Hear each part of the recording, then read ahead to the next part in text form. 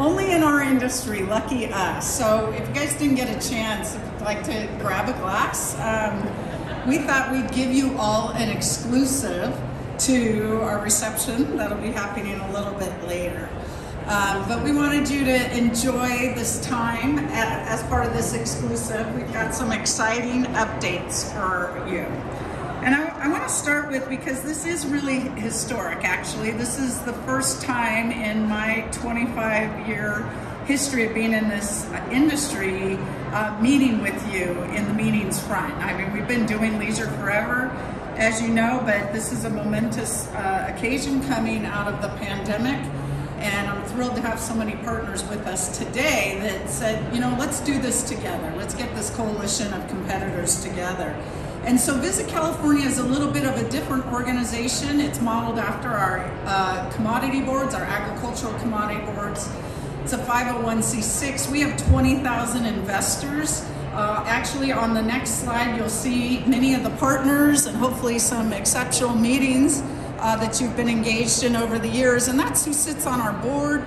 And really, we take that strategic direction from. So it makes it a little bit different because I feel like we're very close to the product, to the pipeline, and the activation by having, frankly, 37 board members and again, almost 20,000 assessed businesses or partners that are giving us direction on a daily basis. So why are we here? We're really here today to celebrate California's reopening. And we really feel like 2022 is going to be a monumental year for California, and we just wanted to share some really exciting initiatives that is coming to California, and particularly on the meetings front. But before we get started, as I said, I wanted to be the first to toast with you. So with that, a little California mom.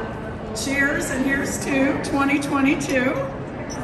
Okay, I'm actually taking a sip. That's, you know, we get paid to do this, right?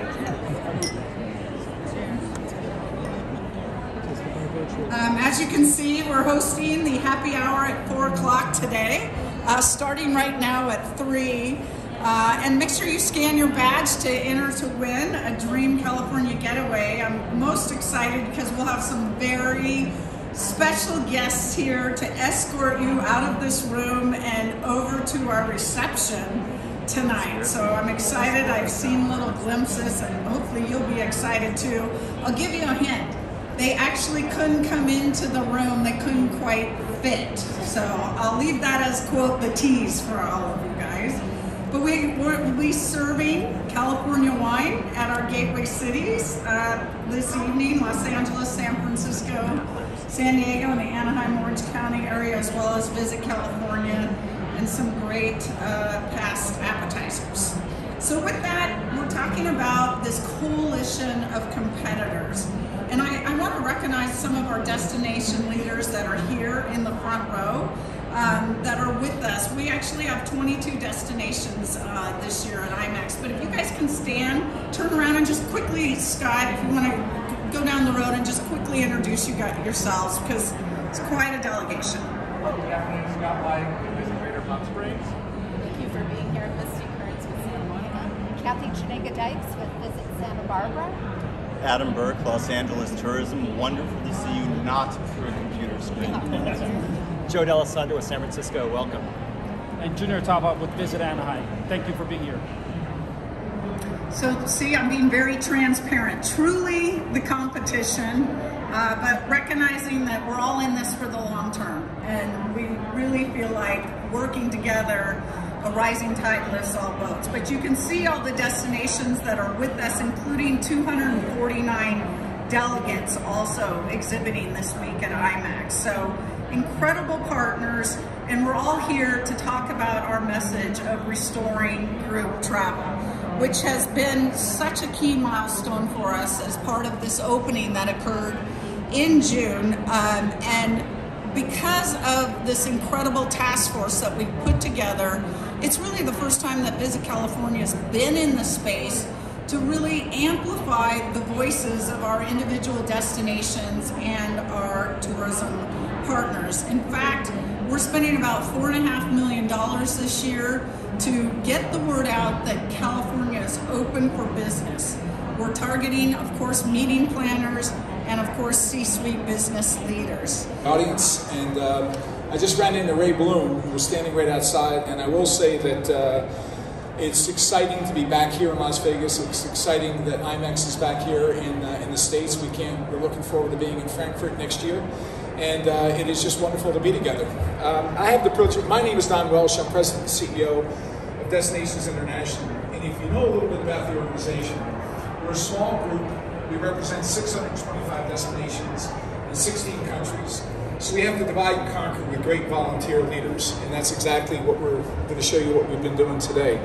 I'd like to also thank and recognize our board chair, Gretchen Hall. Gretchen is the president and CEO of Little Rock, Arkansas, and she's a perfect example of how we get big things done.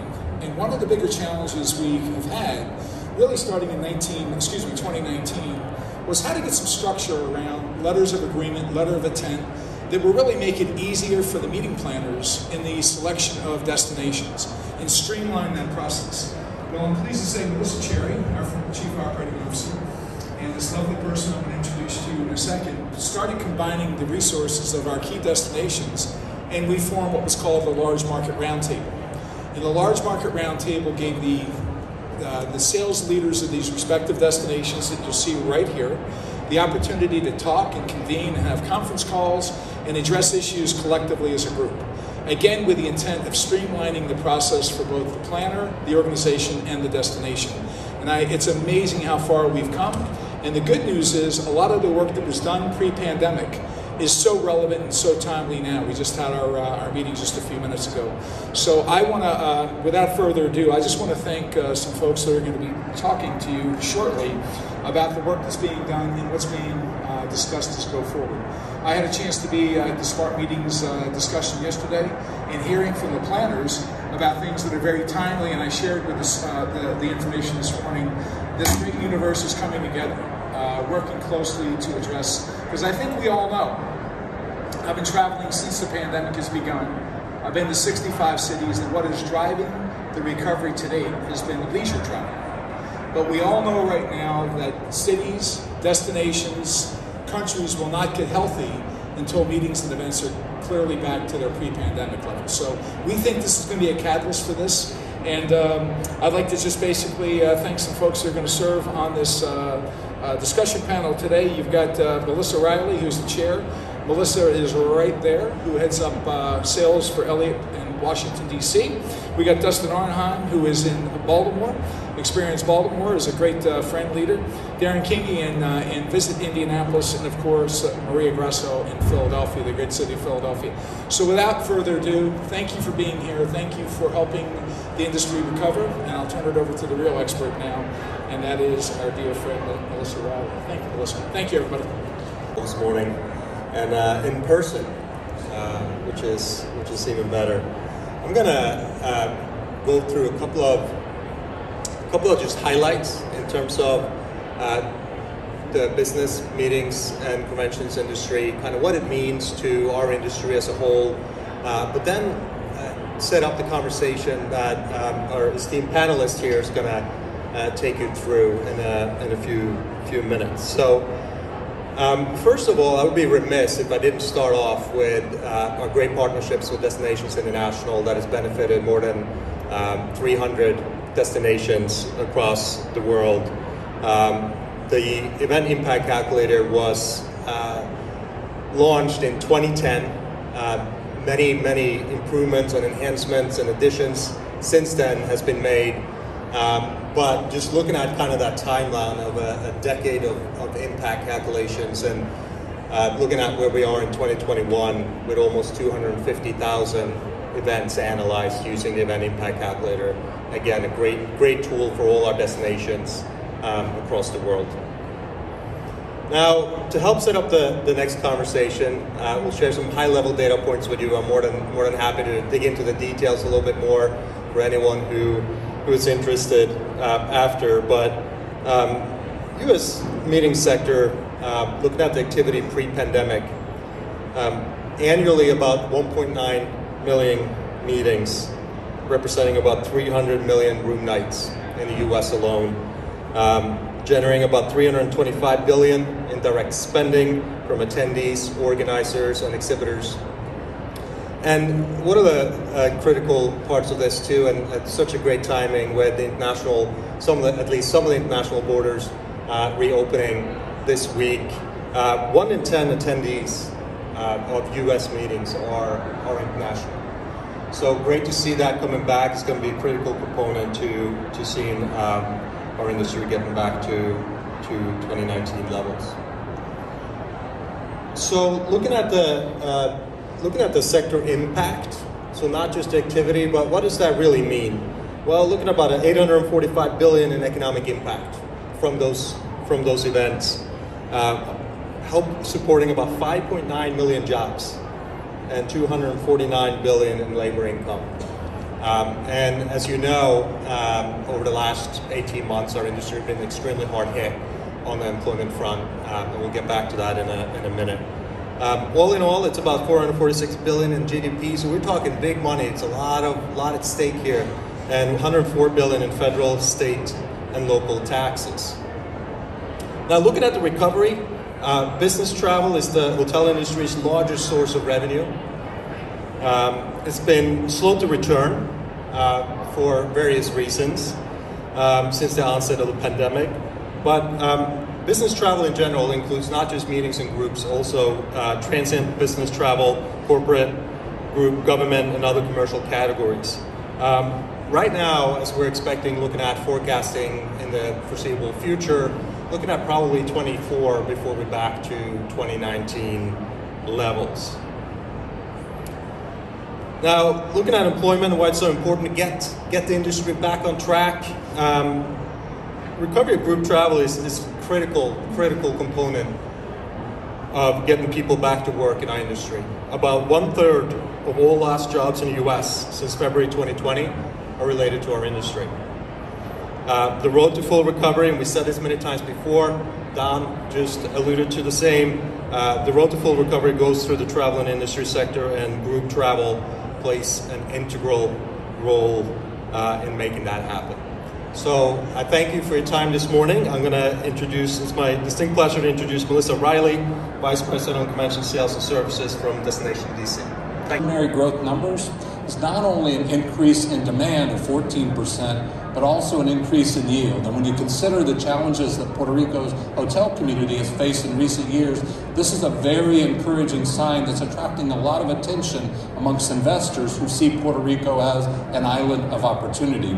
We're also seeing extraordinary numbers at our airport with 5 consecutive months of record arrivals at the San Juan International Airport. And no surprise, the airlines are bullish on Puerto Rico's future, and the future capacity for the next several months is also higher than pre-pandemic levels. So in terms of visitation and airport arrivals, this is a very encouraging story we're seeing in 2021, which we believe lays the groundwork for an extraordinary 2022. Add to that a very, very encouraging sign in the meetings and conventions segment, where in the last 4 months, the leads from meeting planners have actually increased 42% over the same time, 2019. We're looking at July, August, September, and October. So the fact that we're seeing so many more leads, and what's really interesting and a bit of an anomaly in Puerto Rico, is not only are we seeing more interest in Puerto Rico, but the average size of the groups are actually larger.